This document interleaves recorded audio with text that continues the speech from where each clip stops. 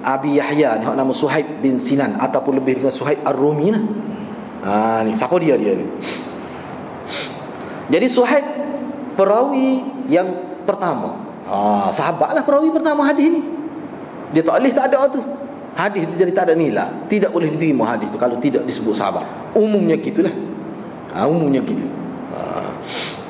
Hak kita kata tu umumnya gitu. Tu kata kena itu dia kena ngaji usul hadis lah pulanya.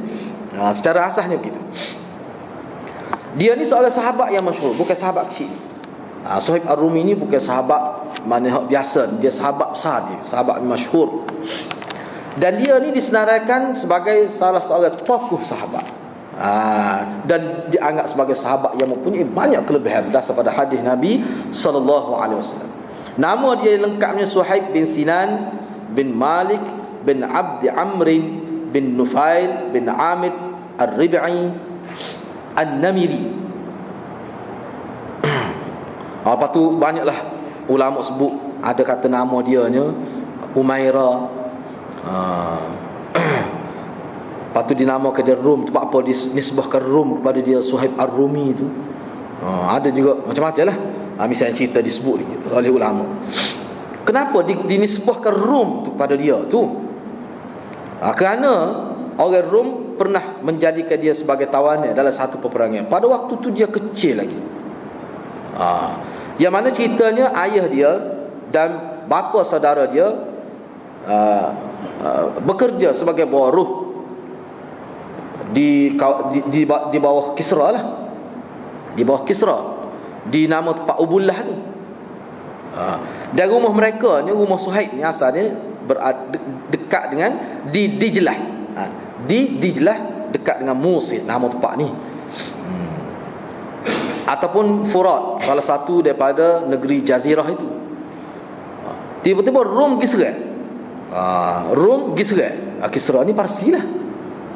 Rom pergi serang tempat dia di kawasan Dijlah itu. Dan dia ni oleh kerana dia budak tidak dibunuh, tapi dia diambil sebagai tawanan perang. Pada waktu dia kecil lagi. Maka dia membesar. Daripada kecil maka dia membesar di Rom. Dia membesar di nama tempat Al-Lakan, nama tempat tu. Dia sebut sini dalam dhabit dia Al-Lakan, nama tempat tu. Kemudian dia ni bila dia besar, dia dijual sebab dia hamba. Dia dijual. Dia dibeli oleh Banu Kalb. Suhaib Ar-Rumi ni dia dibeli oleh Banu Kalb. Dia ni hamba. Dan mereka membawa dia pergi ke Mekah. Dan dia dijual di Mekah dan dibeli oleh Abdullah bin Juda'an. Ada juga setengah ulama kata tidak, dia tidak dijual. Bila dia besar, bila dia cerdik, dia lari daripada kekuasaan Rom itu. Dan dia pergi ke Mekah tu bukan sebagai hamba. Dan dia diberi jaminan keselamatan. Jaminan keselamatan maknanya dia diberi perlindungan oleh Abdullah bin Juda'an. Dia bukan dibeli, tapi diberi perlindungan. Ada juga ulama kata gitu. Maka dia tinggal bersama Abdullah bin Juda'an ni sampai ke Abdullah bin Juda'an matilah. Jadi kunyah dia ni Abu Yahya. Siapa dia yang bui kunyah dia Abu Yahya tu? Nama dia tadi sekian An Abi Yahya. Itu kunyah.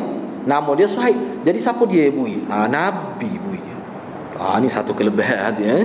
Fakannahu biha Rasulullah yang memberikan kunyah Abi Yahya. Ada anak dia yang nama Yahya lah. Sebab tu dia boleh Abi Yahya. Dan dia ni Suhaib ni antara orang yang mula-mula memeluk Islam. Dari kalangan hak perang Badar.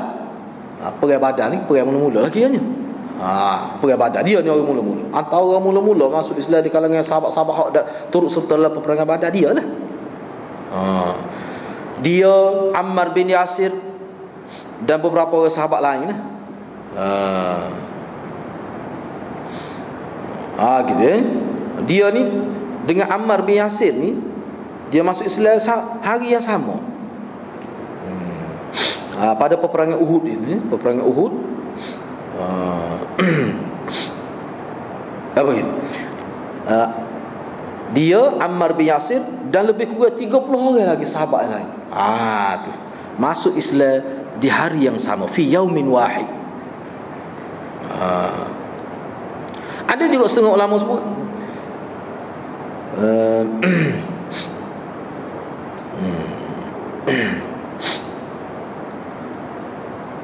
dia ni kalau dari segi mengikut kira-kira ulamanya, anak kita nak tahu juga sebab penting hal ini.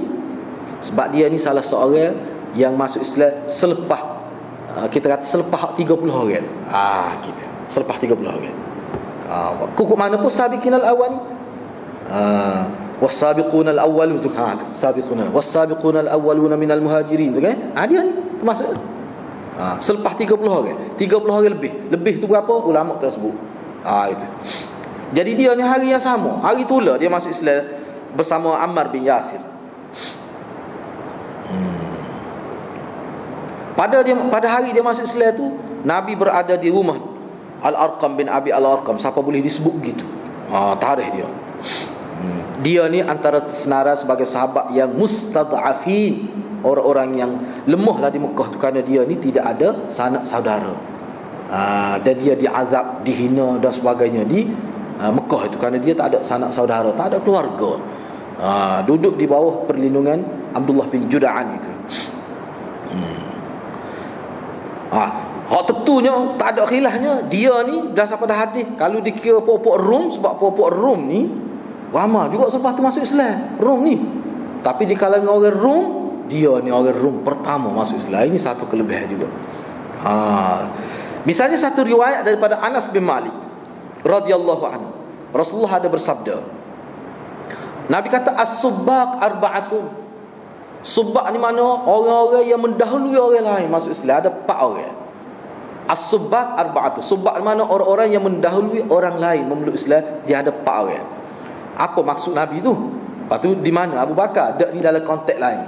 Nabi sebut, saya ana sabiqul Arab. Nabi kata, saya ni orang Arab yang mula-mula terima syahadah la ilaha illallah daripada melalui Jibril. Itu hakikatnya gitulah. Orang Arab mula-mula terima Islam. Wa Suhaib sabiqur Rum. Suhaib ni orang Rum mula-mula masuk Islam. Wa Salman sabiqul Furs. Salman orang Parsi yang mula-mula masuk Islam. Sebab tu dia tak kafir tu. Mengikut Syiah tu. Sebab dia orang Parsi. Wa Bilal sabiqul Habash.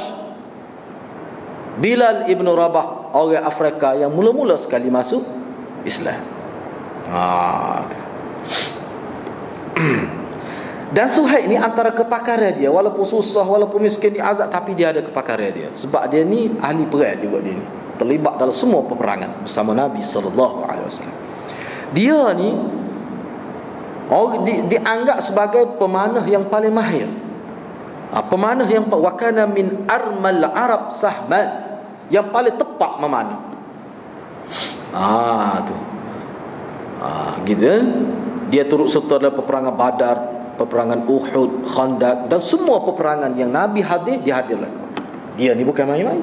Bila-bila susah, bila-bila ikat perut, kuruh, kalau tak cukup makan, pergi tak tinggal ni. Antara sifat secara fizikal dia, tubuh badan dia, kita tengok sikit. Kana radhiya ahmar syadidul. Dia ni warna kulit dia merah, dia tidak hitam, dia tidak seperti bila memang Nabi sebut hitam kan. Dia ni tidak, merah, sangat merah. Ahmar syadidul humrah, merah dan sangat merah.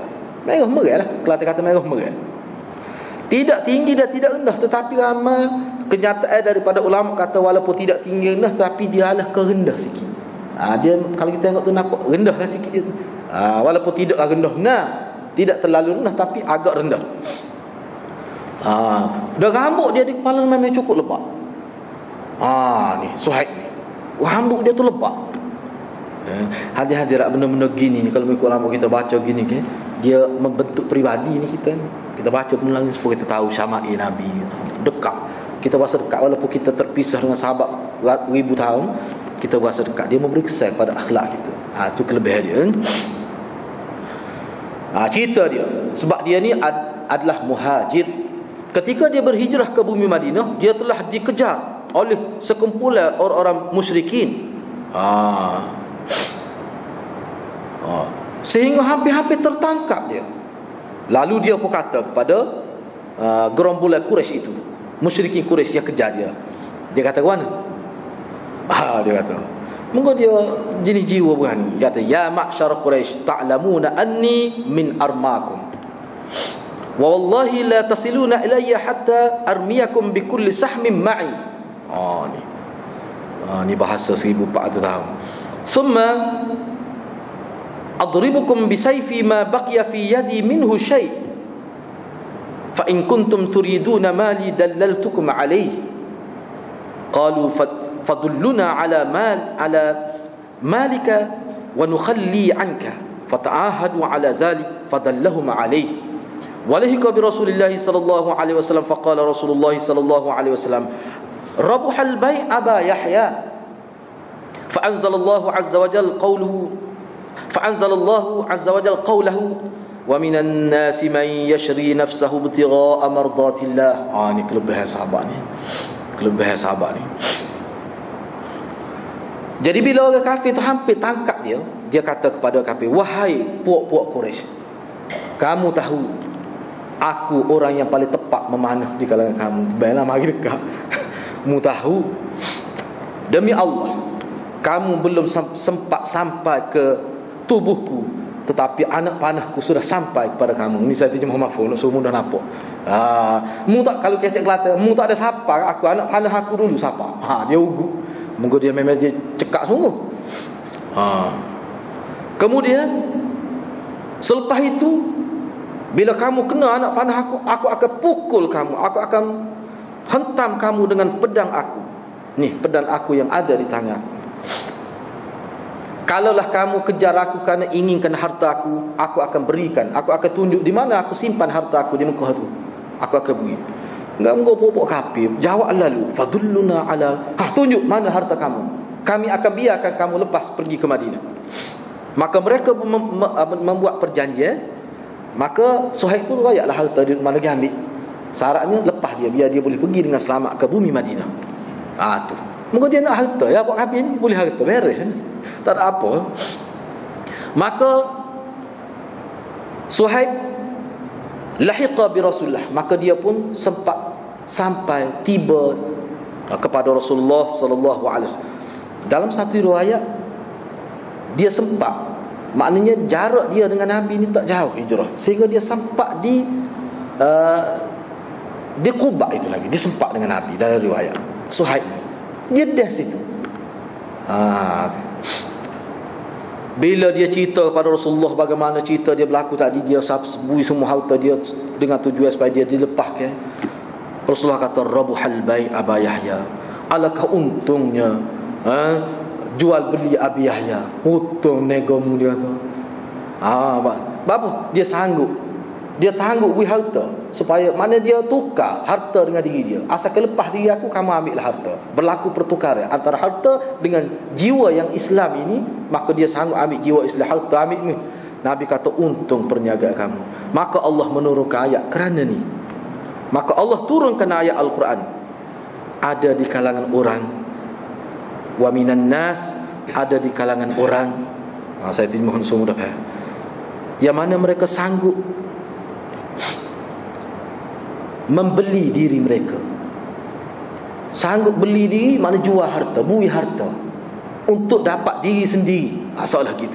Semata-mata mencari redha Allah SWT. Ini untuk Suhaib Ar-Rumi. Ini kelebihan sahabat radhiyallahu anhu. Gitulah. Gitu.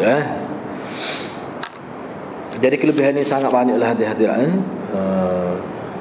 Misalnya kita ambil hal ini menarik juga. Saya ambil petik-petik lah. Dan di bumi Madinah dia ni diikhakkan, dipersaudarakan oleh Nabi dengan Harith bin Summah. Dia ni Suhaib ini, dia dipersaudarakan dengan Harith bin Summah. Kelebihan dia sangat luar biasa, dipuji oleh ramai sekali dengan sahabat. Sahabat anggap dia ni memang orang yang ada kelebihan lah. Contohnya Sayyidina Umar berwasiat. Sayyidina Umar ni lepas dia kena tikar, lepas kena tikar oleh Abu Lulu'ah tu, Al-Fairuz tu, ni Majusi tu, lepas dia kena tikar dengan khanjar itu, 2 hari setengah ulama kata, dalam riwayat kata 2 hari lepas tu dia mati. Dia berwasiat, mana kalau dia mati, dia nak sehingga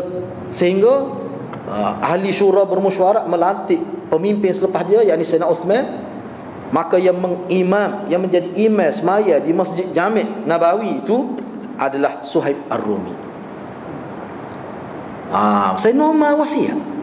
Wasiat ni terbeliak biji mata wasiat ni. Bagai wasiat ni bagai sehingga ittifaq, sehingga ahli syura ittifaq nak latih siapa yang mengganti Amirul Mukminin yang ketiga. Dan mula-mula khalifah Sayyidina Abu Bakar, Amirul Mukminin Sayyidina Umar, sebelum terlantiknya Sayyidina Uthman. Dalam riwayat sebut 3 hari dia jadi tu imam. Selepas tu terlantiklah Sayyidina Uthman, maka Sayyidina Uthman lah jadi tu imam. Makna 3 hari dia jadi imam, orang lain tak naik atas wasiat Sayyidina Umar. Ini satu kelebihan. Ini satu kelebihan dia adalah Suhaib Ar-Rumi ni. Ahli sejarah, ahli ilmu ni cerita ni semua ijma' kata memang cerita ni benar, cerita ni. Gitu. Dan Suhaib ini antara sahabat Nabi yang mengambil sikap berkecuali selepas berlaku fitnah kisah Sayyidina Ali dengan Muawiyah ke, dia mengambil sikap berkecuali. Dia tidak mahu berpihak pada mana-mana pihak kerana dia anggap semuanya orang Islam. Wa aqbala ala sya'ni. Dan dia buat cara dia lah. Kalau kita katakan mana dia buat cara dia, dia tidak mahu berpihak pada mana-mana pihak. Dia ni terkenal sebagai seorang yang pemurah, suka memaafkan, seorang yang mempunyai budi pekertian tinggi, sangat tinggi nilai peribadinya, macam-macam lah ulama sebut kedudukan dia ni.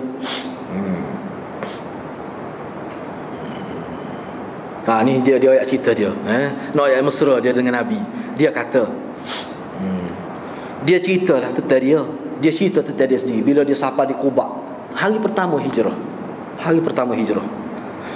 Dia kata, saya baca hadis, ji'tun nabiyya sallallahu alaihi wasallam wa huwa nazilun bi Quba wa baina aydihim radbun wa tamrun wa ana armad fa akalt fa qala an-nabiy sallallahu alaihi wasallam ata'kulu at-tamra wa anta armad fa qultu inna ma akilu ala shakki aynai as-sahihah fa dhahika Rasulullah sallallahu alaihi wasallam hatta badat nawajiduh hatta badat nawajiduh.